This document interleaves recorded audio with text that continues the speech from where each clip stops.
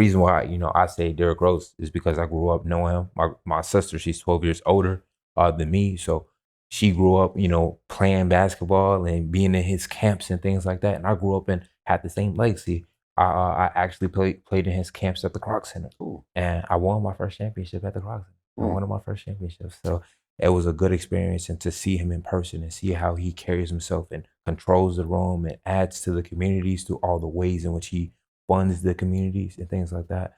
I really did love him for his personality, and to see his clips. When I look back at his old clips, because I don't think I was old enough to remember all the good things that he did on the court, but just to look back at his clips and see the dedication that he had towards the sport, I feel like, no fame, no nothing can take away from the fact that he's a good guy. And I feel like my person is going to be Derrick Rose.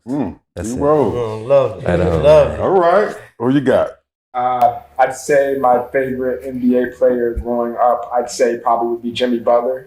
We're on the same team then, yeah. I mess with that. He had to overcome a lot of adversity, because I feel like a lot of people, when they come to athletes, they see their success, but they don't see where they came from him being homeless, from him not being the top NBA pick to being an NBA All-Star on the Bulls and every other team that he went to.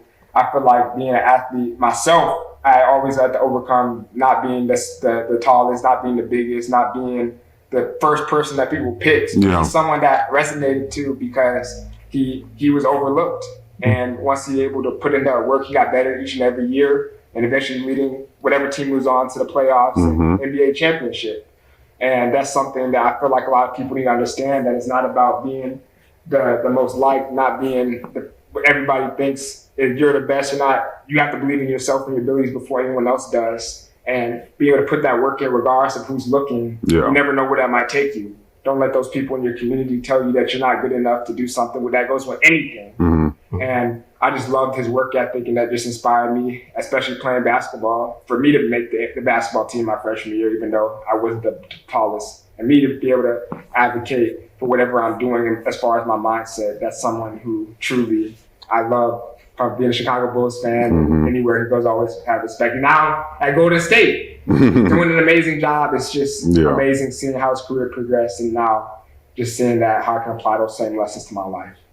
Too bad he got hurt, man. Man, can I add to that, man? Just bringing it back to the main conversation about betting on yourself.